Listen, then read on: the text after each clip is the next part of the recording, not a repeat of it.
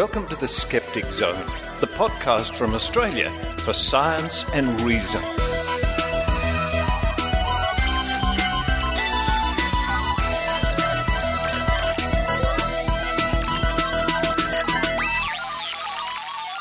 Yes, it's the Skeptic Zone podcast, episode number 471 for the 29th of October 2017. Richard Saunders here with you, coming to you this week from Las Vegas, Nevada.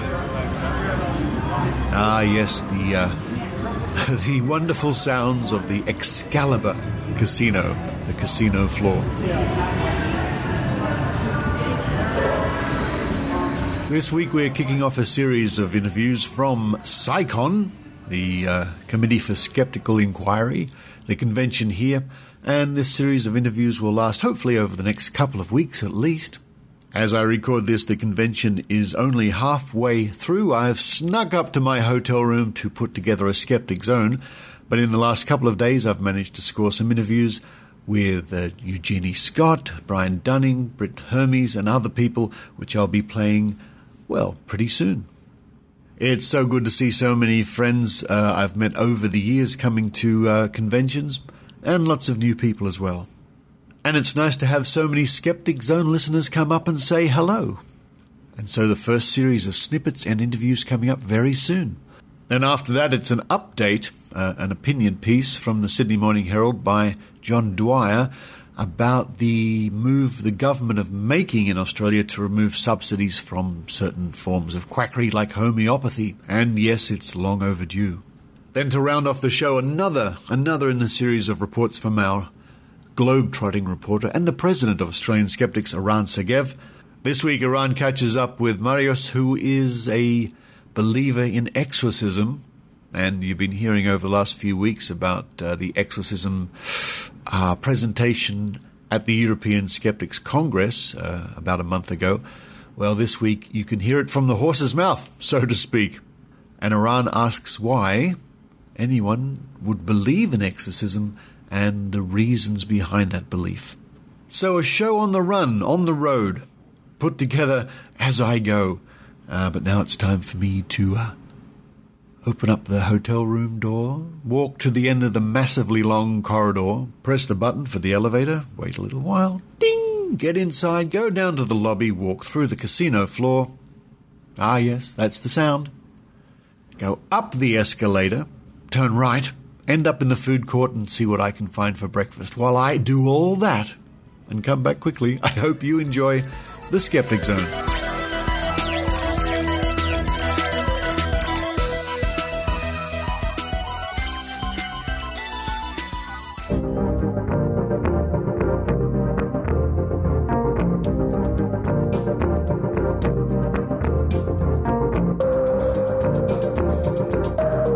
SciCon 2017, the Committee for Skeptical Inquiry Conference, or Convention. This year it's being held at the Excalibur Casino in Las Vegas. Very well attended with hundreds and hundreds of people here. Skeptics of all shapes and sizes and ages and walks of life. Coming up is a short clip from our good friend George Hrab from the Geologic podcast, who is the MC. He opened proceedings with a great little song, followed by me wandering around the halls interviewing people, ending up sitting beside Britt Hermes, the former naturopath.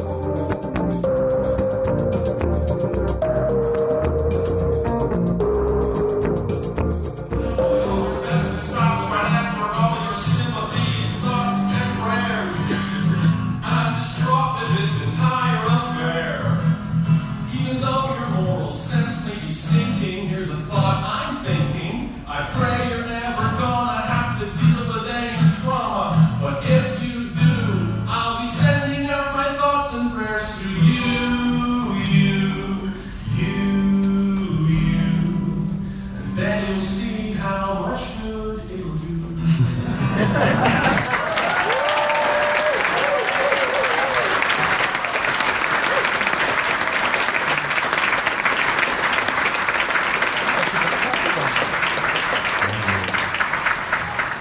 Well, it's the first morning break here at the SciCon, and who should just walk by me? It's Eugenie Scott. Hi, Jeannie. Hi there, how are you? I'm well. It's busy here, isn't it?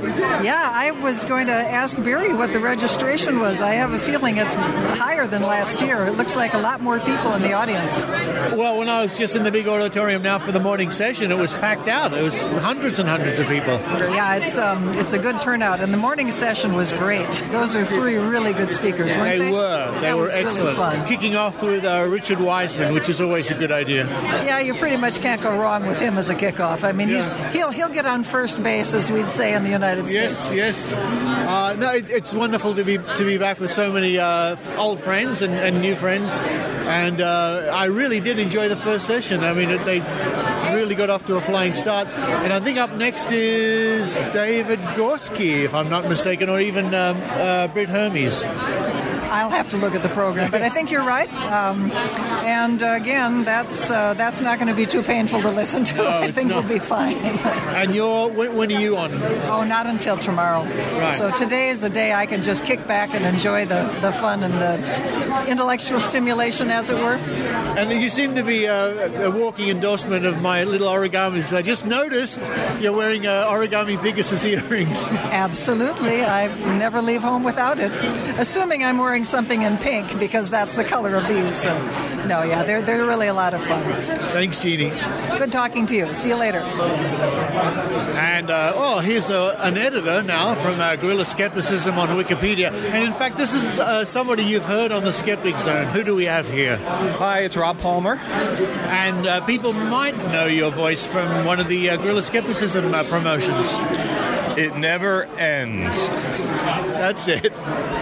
And we just saw Susan Gerbic give a talk in there about the whole guerrilla skepticism, concentrating on a psychic that I'm not too familiar with called Tyler Henry.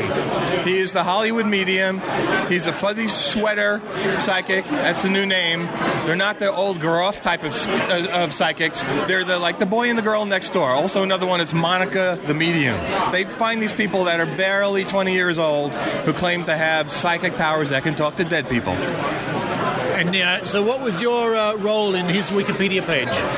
Well, we found out he was going into the third season on the E! Network, and his page was spiking again, and the Wikipedia page had no criticism at all. If you came and stumbled across his page, you would just think he could really talk to dead people.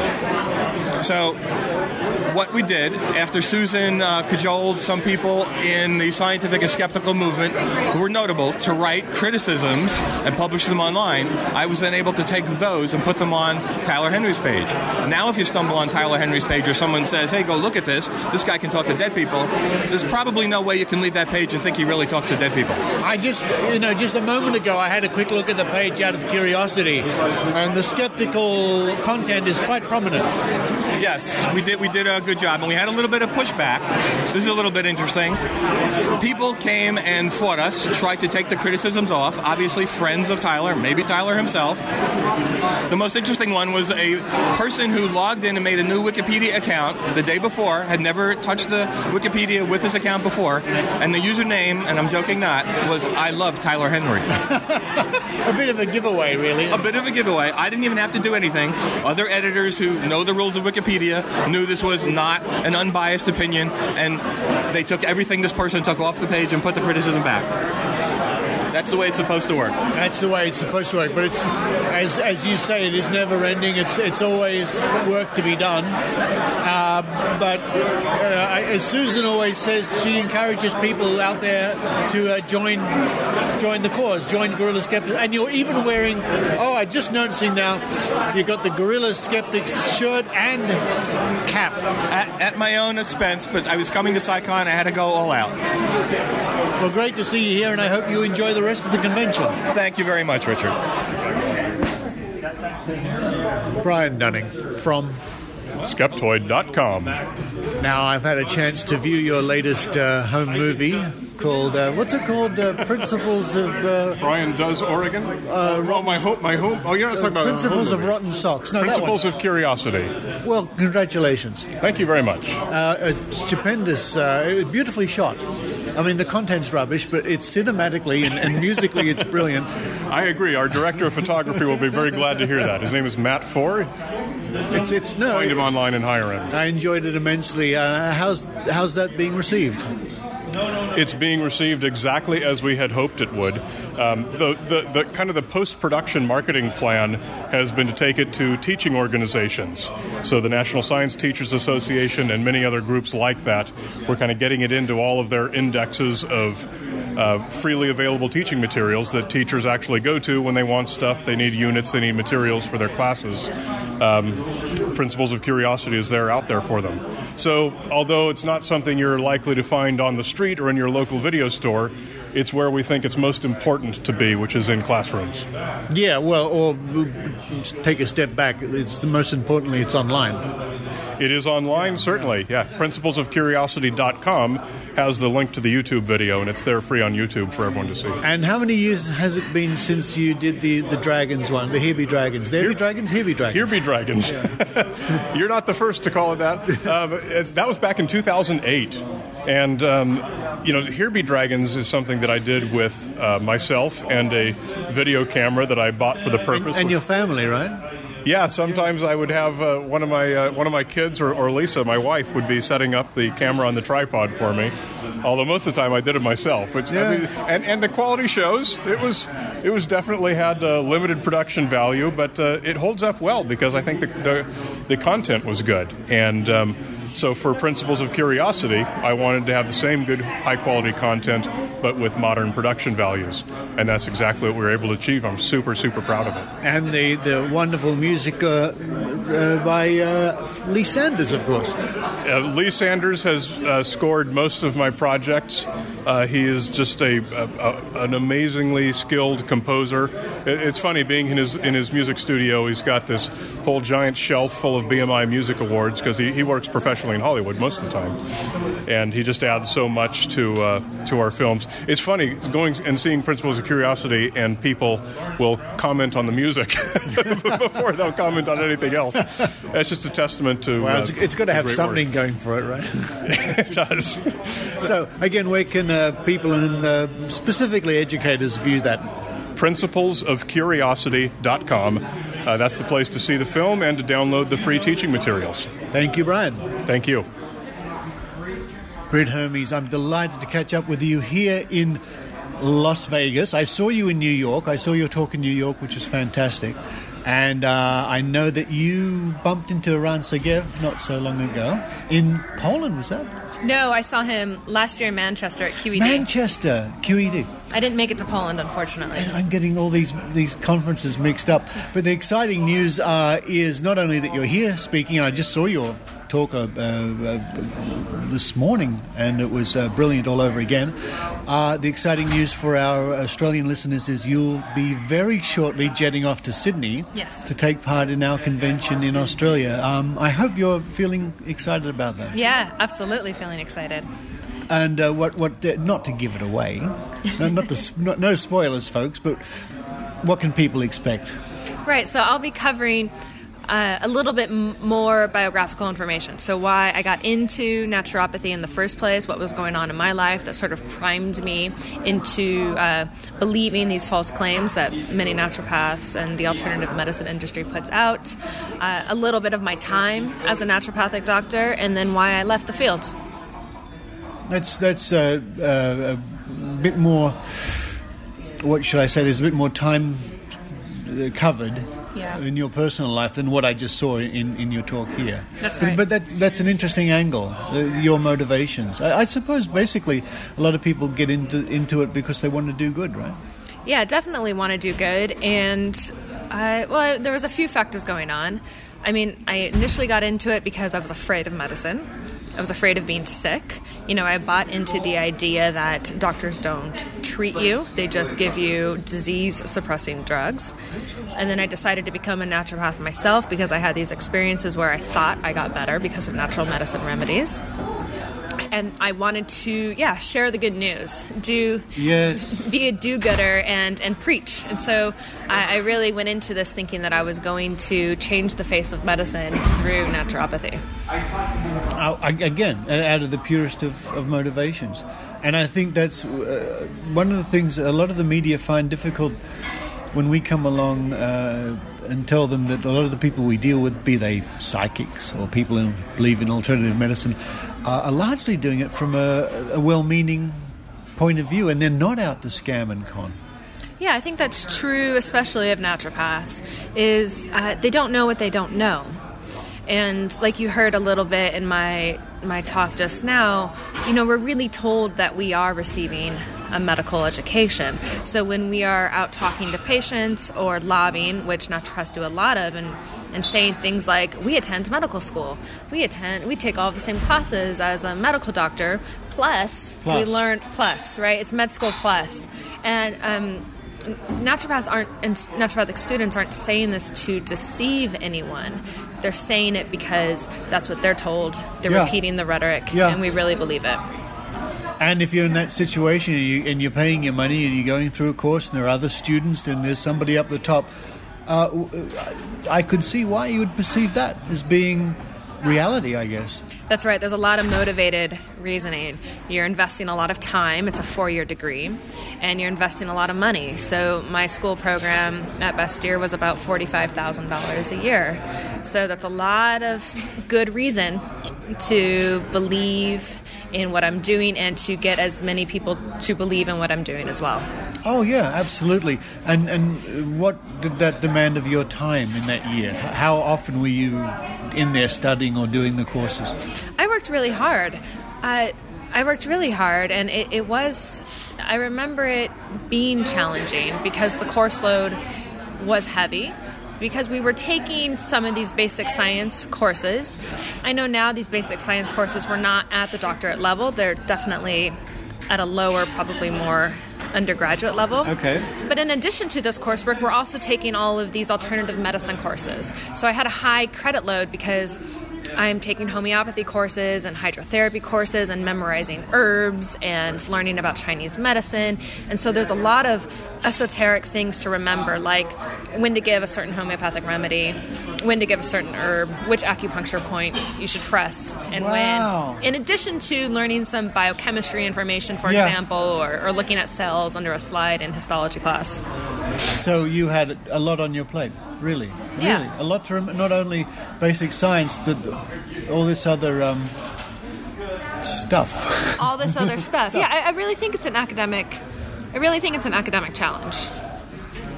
Well, I mean, even if what you were being taught wasn't based in reality, it's still a lot to memorize, isn't it? Exactly. A lot of flashcards. And you had to pass exams. That's right. Yeah. So we had there's licensing exams, and you're tested on all of this information. So in addition to learning some real pharmacology information, for example, and learning when to give a particular antibiotic and certain contraindications for that, in the same question that's testing me on this, we're also being given a question about an herb and possible interactions with that drug, whether or not it's real.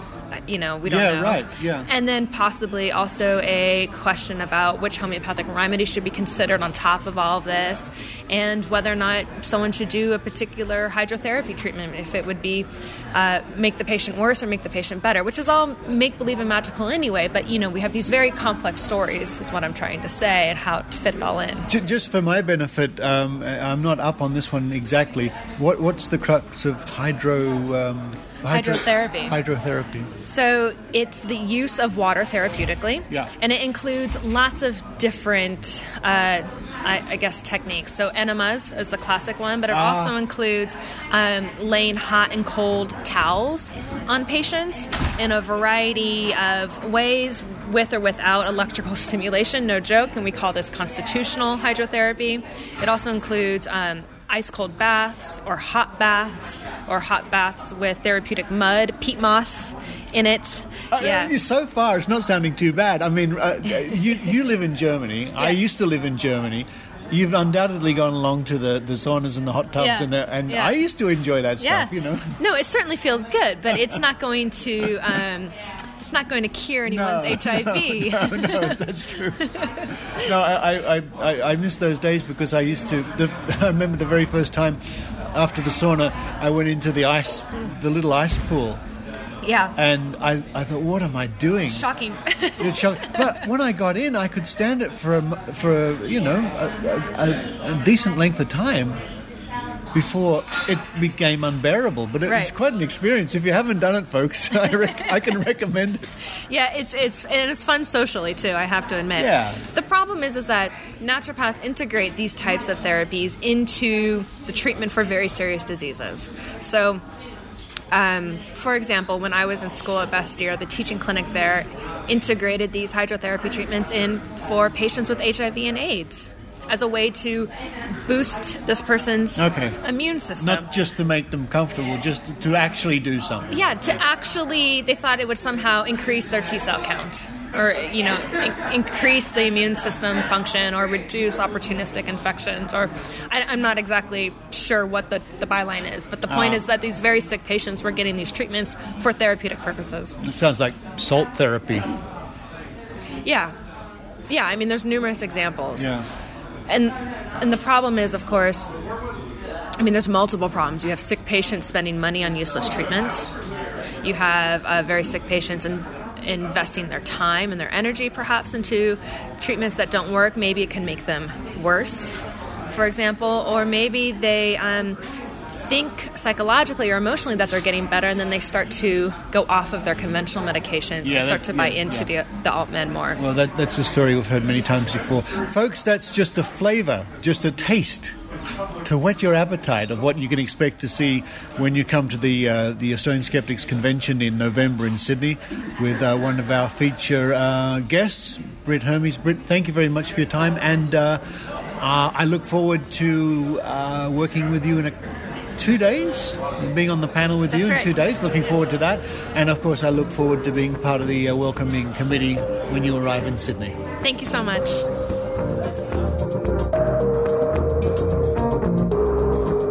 Coming up over the next few weeks, more in the series of interviews from SciCon 2017 from Las Vegas.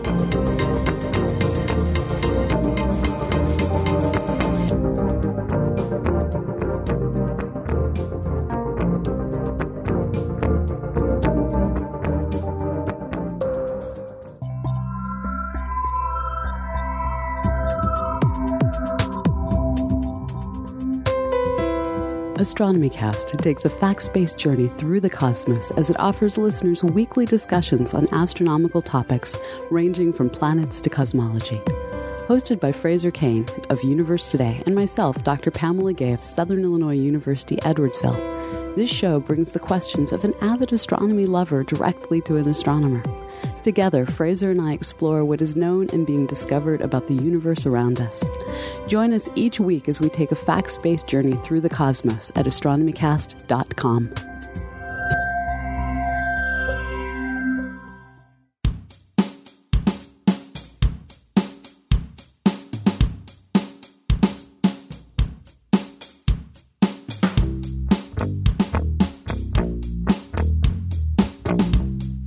Last week we brought you the story of how the federal government in Australia is cracking down on subsidies to rebates for private health when it comes to various alternative therapies, what we might call quackery.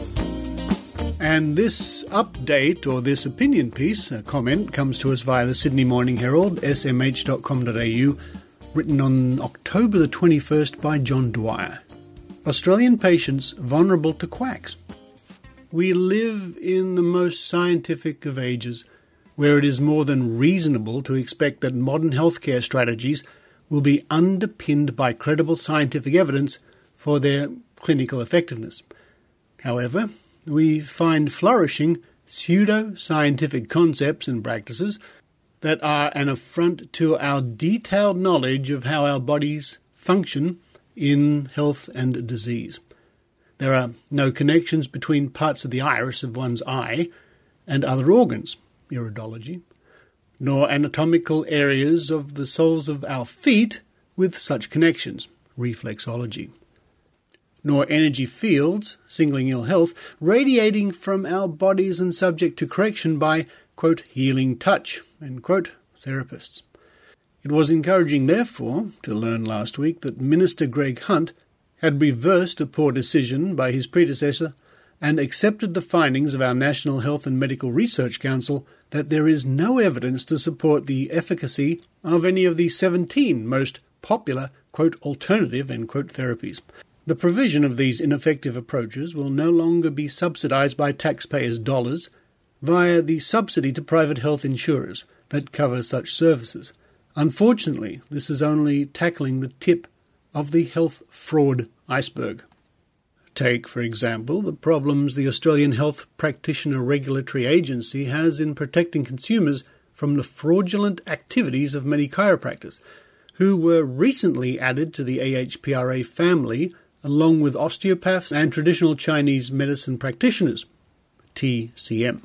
With the respectability associated with registration, many chiropractors set about becoming providers of treatments for a wide range of conditions far beyond the remit of traditional chiropractic.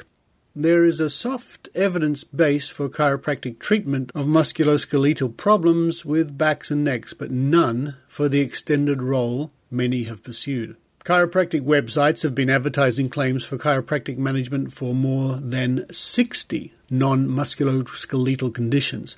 These include autism, asthma, developmental disorders, colic, bedwetting, ear infections, allergies, and even the ability to turn a breech baby, something an obstetrician would only attempt in a hospital setting.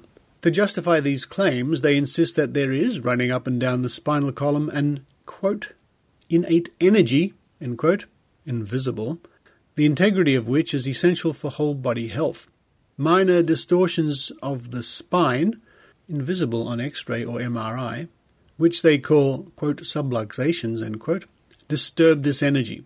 Chiropractors claim that they can often correct such problems by making small, quote, adjustments, end quote, to the spine. The care of babies, children, and pregnant women is targeted with this pseudoscience. One feels sorry for the chiropractors that stick to evidence-based care.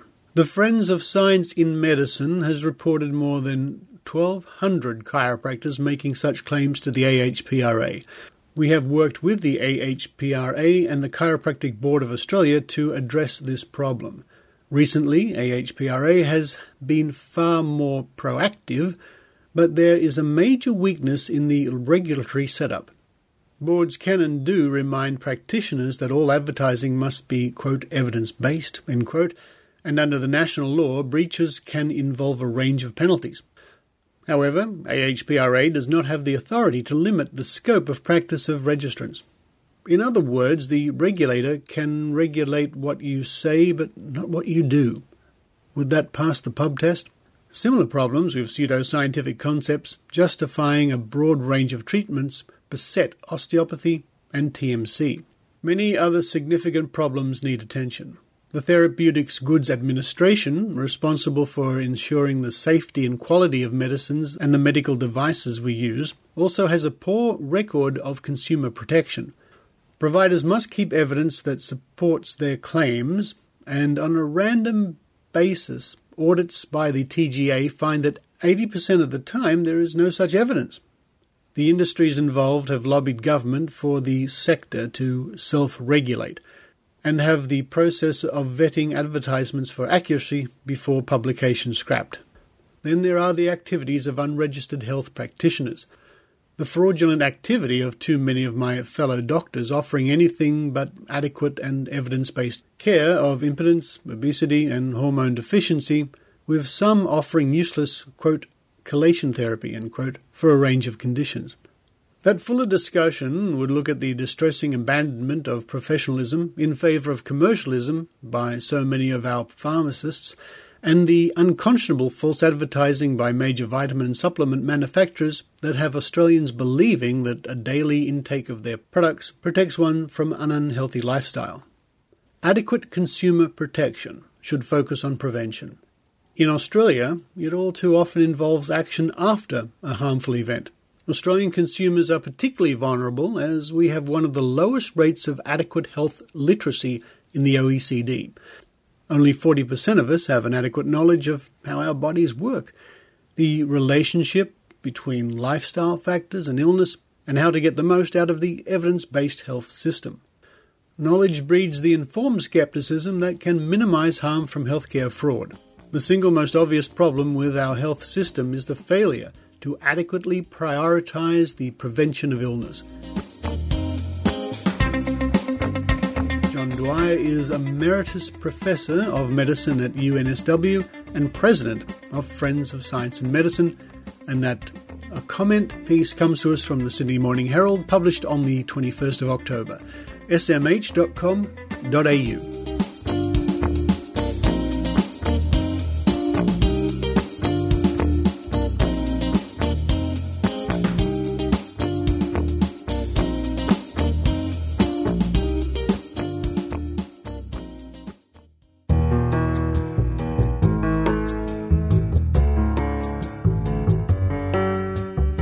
The New Zealand Skeptics Conference is happening on the weekend of the 24th to the 26th of November in Wellington.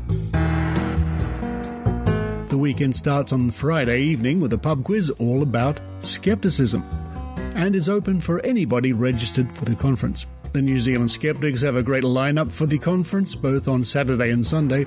They're especially excited to have Cara Santa Maria from the Skeptic's Guide to the Universe podcast, and Britt Hermes, ex-naturopath, who now blogs for science-based medicine, joining them this year from overseas. But they also have some fascinating locals and some Australian speakers too. You can see a list of the current lineup of speakers by visiting the conference website, conference.skeptics.nz, and tickets are very reasonably priced and available for the entire weekend or just one day. On Saturday evening, the NZ Skeptics are hosting a dinner, separate registration required, where you can chill out with fellow skeptics, chat with the speakers, and enjoy some weird and wonderful entertainment. Now, if all that sounds like fun, please head to the website and book your ticket. conference.skeptics.nz.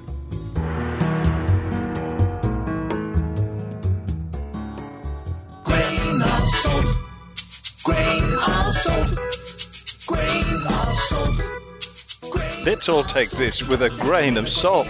Here's Iran Segev.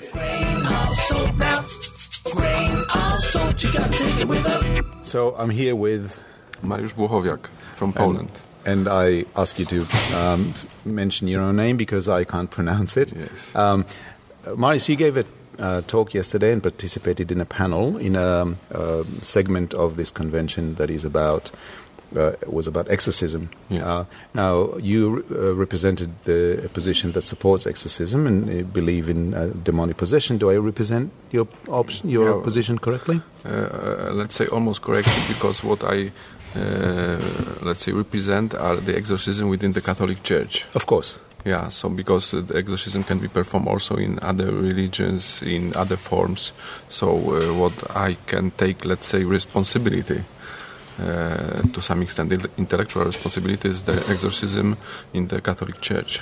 Okay, and can you maybe try to explain why your position? I mean, you gave a talk about it yesterday, but maybe if you could summarize the main points from your talk for our listeners. Exorcism has been conducted for centuries or thousands of years, probably.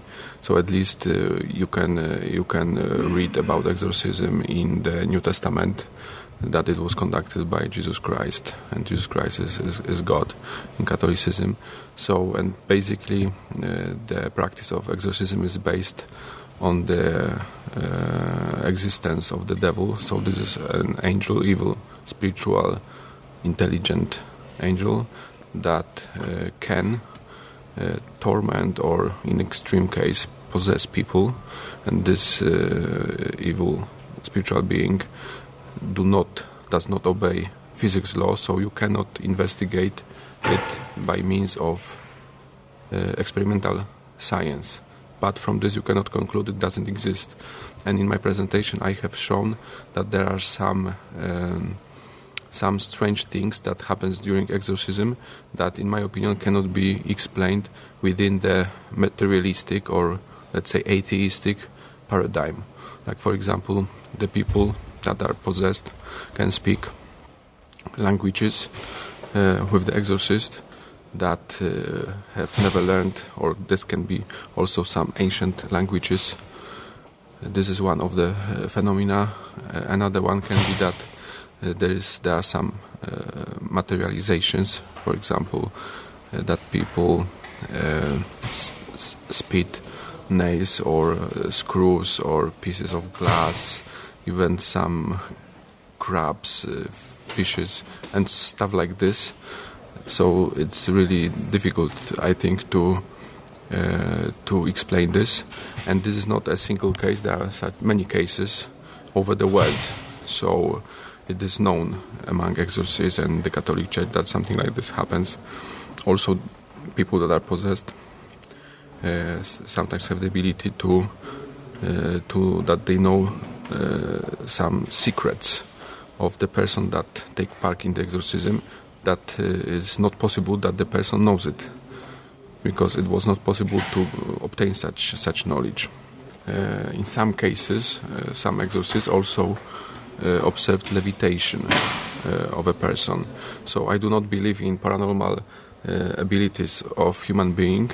So my explanation is that it is due to the intelligent, evil spiritual being that have a certain power over the matter or over the human body, and this is the explanation why it is possible that this person or actually this evil being speak these languages or make this levitation and so on. Okay, so you actually gave an example yesterday, specifically with regards to somebody falling off a bridge. So you were trying to explain why it isn't actually a breaking of the laws of physics. Yes. Can you give that example? Yes, because we talked yesterday about miracles, whether miracles are possible. Normally, we look as scientists and also as believers for natural causes. And this is in 99.999 there are natural causes. But God created the laws of physics so he can, for some good reasons, suspend them, and then it can, let's say, break the law. But it can be like, for example, if somebody drops from a bridge and then you see that it stops 1 meter over the bridge. So it doesn't mean that the laws of physics are broken, because it could be like that an angel just stops these guys. So it means that another force that is opposite to the gravity is higher, stronger. So basically what you're saying is it's not the laws of physics that are broken, it's just something that's outside of the laws of physics that's acting, that's basically... This is one possibility, but also it's possible that the laws of physics are suspended. For example, there was this example whether it's possible, whether you believe that Jesus walked on water. So for me this is not the problem, because if he is God, then he can walk on the water. So I must tell you, because I grew up right next to where Jesus supposedly walked on the water, and tell you that Jordan River is so shallow there that you can just walk on the water without your shoes getting completely wet. But that's just a joke. No, exactly. You got obviously that's not your position is not the prevailing position in this room. I think you probably knew that when you came here, that it was not a surprise to you. So obviously you got some objections. I'll give you some examples of the objections that you got, and I was just wondering if you could respond to them for our record. So, for example, one of the things that we said was that people said was that everything can be tested in some way. You don't necessarily need to know the explanation is in order to test that the explanation is there. Yeah, but the point is that science, experimental science, has an assumption. And this assumption we know is something that is not proved. Assumption in science, empirical science, is that all the phenomena have natural causes. So if you investigate something using scientific methods, lasers and so on, then you always look for natural causes. And this is also because the research tools are limited to investigate only matter, only material samples, whatever it is. So, but it is possible. From this you cannot conclude that non-material objects do not exist. Okay? Yeah. So, if I claim that in exorcism there is an evil spiritual being that do not obey laws of physics and is not material, you are not able in experimental science to investigate it. But you can investigate the effects that he has on matter, yes, or human beings. So you see there is limitations in science due to the assumption and the research tools. Okay, so I would like to follow that up with something. I mean, yesterday I asked you a question. You know what, I'll ask you again now and you could respond to it. My question was that I can think of several lines of evidence that would lead me to believe that demonic possession, as described in the movie that we saw yesterday and as the Catholic Church generally believes, and exorcisms work. So, you know, there's a reasonably large but limited set of evidence or lines of evidence that would convince me that it actually is happening. And my question to you was, what would convince you that it doesn't exist, that it doesn't work? Yeah, this is actually difficult because of the limitation of scientific methods. Yeah, but so, I specifically corrected myself after you said that yesterday.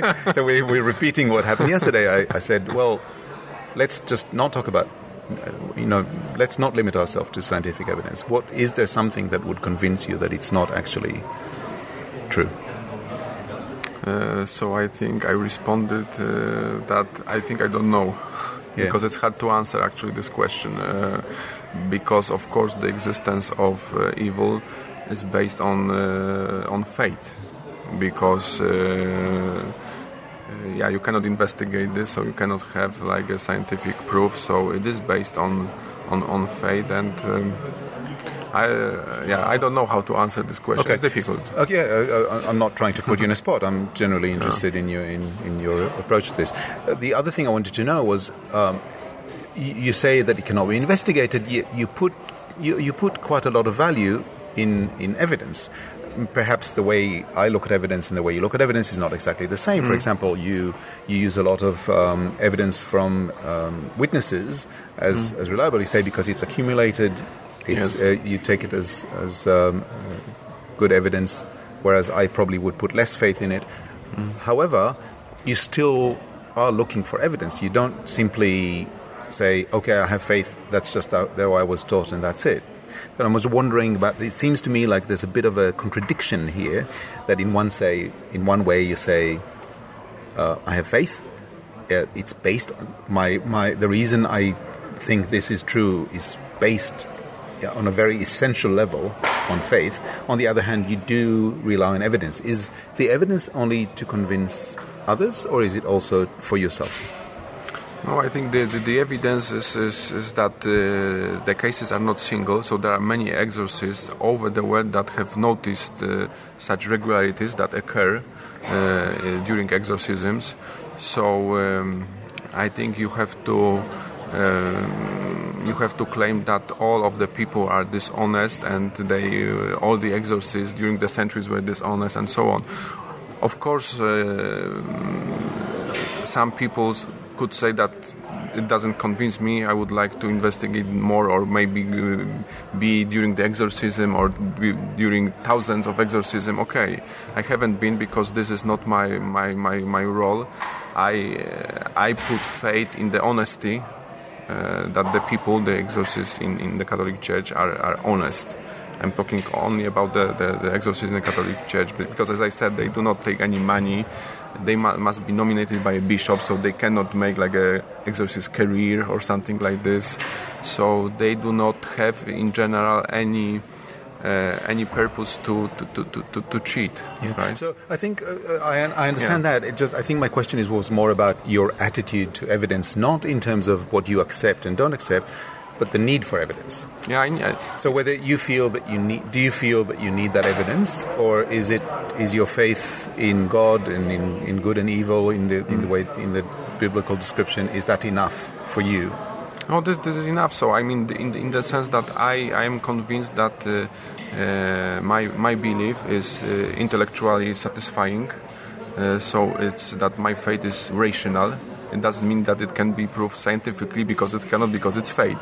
But anyway, in my opinion, I'm very convinced that it is this is rational and coherent faith.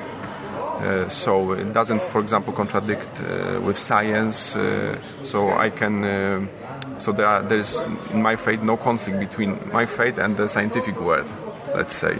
And and for example, other arguments are that we have this beautiful universe. You have something, and we know that matter or human beings cannot create matter. I mean, out of nothing, because if you have matter and then convert to another matter, this is not creation from ex nihilo, from nothing, right? So the question is, where is this universe from? So if there is no God, so a being that has the power to create something out of nothing and doesn't need any creation, because this must be the first cause, let's say, then if you don't have this, then for me it's hard to believe that the universe is something that is necessary to be, right? Because we can imagine that the universe couldn't be, right? Absolutely. So if there is, then where is it from, right? Yeah. Because it's for me it's not possible to take the position that it is eternal, doesn't need any cause to exist, and it was always there. But what about God then? I mean, that always raises the question. Yeah, exactly. Because what we believe, I mean, Catholics believe in uncreated God. So, like, the very nature of God is the existence and the power to give existence to something else. Yeah. So this is. But that's what also the Big Bang Theory is essentially the same. Things existed, like there's no moment of creation. It's just a moment that something specific started. Yeah, but even if you assume that the universe didn't have any beginning in time, so even it was eternal. But it had. But even if it's eternal in time, anyway, you need explanation about the origin, because the beginning is something else than the origin. So I must say that to me it sounds like basically what you're saying is God has an exemption. You don't. What? God has an exemption. You don't God doesn't need to worry about this chain of causality. Exactly, because this is the first. But it's a definitional thing. Yes. Yeah. Okay. One last question I would like to ask you is with regards to specifically Catholicism. You're obviously a man of faith. It's your belief. Yesterday you were asked about what if it's it's the paranormal. Let's assume the paranormal exists. However, it's not an angel of God that does this. It's a juju from Kenya that holds the person above the water. I'm assuming that you've put your mind to this question. I'm just wondering how you would respond to it. What is it? What is it that makes Catholicism special? If we assume that the paranormal exists, what is it that makes Catholicism special? Apart from the fact that you grew up in that kind of culture and in that kind of faith, and that's what you were raised to believe. I was raised, but it is my free will that I remain Catholic. Of course, I couldn't be. I could get rid of my faith, let's say, and change. But this is basically what I answered already. I think that intellectually my faith is coherent, is rational, and is coherent with science. So these are the arguments that are most important for me, and also the origin of the universe, of everything actually, of why there is rather something than nothing, right? And what is the origin, the source? So without God, it's not possible, right? Okay. So, in my opinion. Okay. So actually, I said one last. I do have one final question in addition. I mean, obviously, there were a couple of silly questions from the audience, which I was glad that you ignored, because I don't think they represented the overall attitude. How do you feel? I mean, I don't know whether you've done something like this before, but having attended a conference like this yesterday, again, there was definitely a lot of arguments against your position. But do you feel that the debate was useful? Do you feel that it was people listening? Do you feel that it was respectful enough? How do you feel about that? No, I expected that there will be a strong opposition. Some arguments were good, and the questions I like to actually to talk to people with different opposite views. I have already certain experience from Norway, from the scientific environment, from the scientists that are atheists. Yeah, but some people reacted not. They didn't use arguments, but they reacted somehow emotionally or wanted to discredit what I said. So I think this is not a proper argumentation, within, let's say, people that talk a lot about science and arguments. Because I had also some arguments and tried to put the presentation in an ordered way. Okay. Okay, I think that's our sign to end. Marius, thank you very much for being on Skeptic Zone. Okay, thanks very much. Thank you very much. Grain of salt now. Grain of salt, you gotta take it with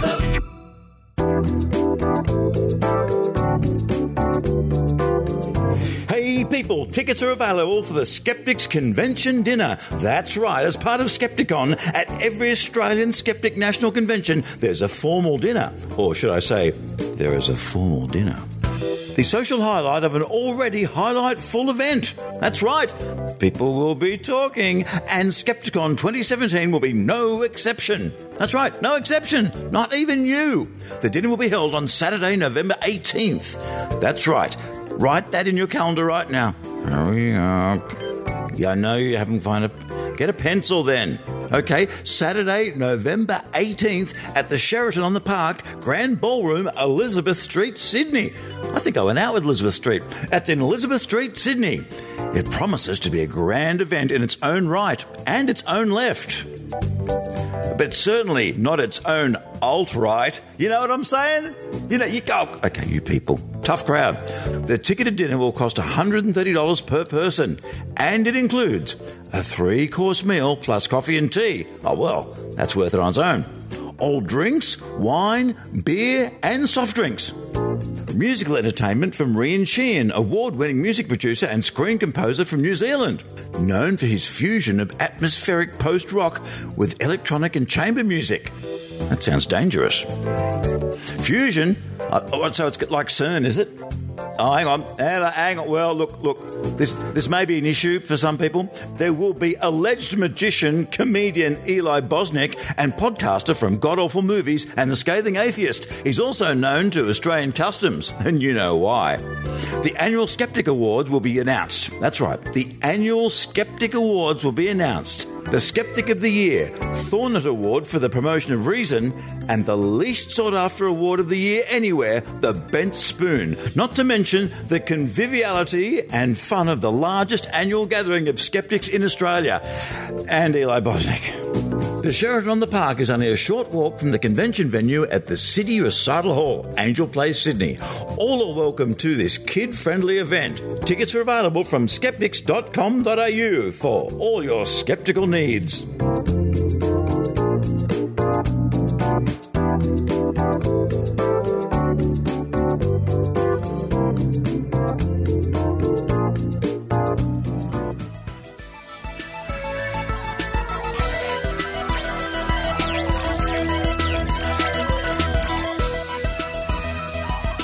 Thank you for listening to the Skeptic Zone podcast. Coming up over the next few weeks, more from PsyCon 2017 from Las Vegas, where I am right now. I'll look out the window. What do I see? A bright sunny day, and I have a view looking into the middle of the hotel complex here, which isn't very exciting, but I can sort of see the corner, out of the corner of the view, a roller coaster. That's Las Vegas for you. A big shout out to our reporter Maynard, who is busily preparing for the live Bunga Bunga in Sydney, and you can find out more about that at maynard.com.au, and I hope to see you at that live performance. But until next week, when I'll be back in Sydney, Australia, this is Richard Saunders signing off from Las Vegas, Nevada. You've been listening to the Skeptic Zone podcast. Please visit our website at www.skepticzone.tv for show notes, contacts, and to access the back catalogue of episodes going back to 2008. You can follow the Skeptic Zone podcast on Twitter at Skeptic Zone, visit our Facebook page, or leave a review on iTunes. You can also support the Skeptic Zone via Patreon or PayPal. You can be part of the show by downloading the Voice Byte app at voicebyte.com and using the hashtag Skeptic Zone. The Skeptic Zone podcast is an independent production. The views and opinions expressed on the Skeptic Zone are not necessarily those of Australian skeptics or any other skeptical organisation.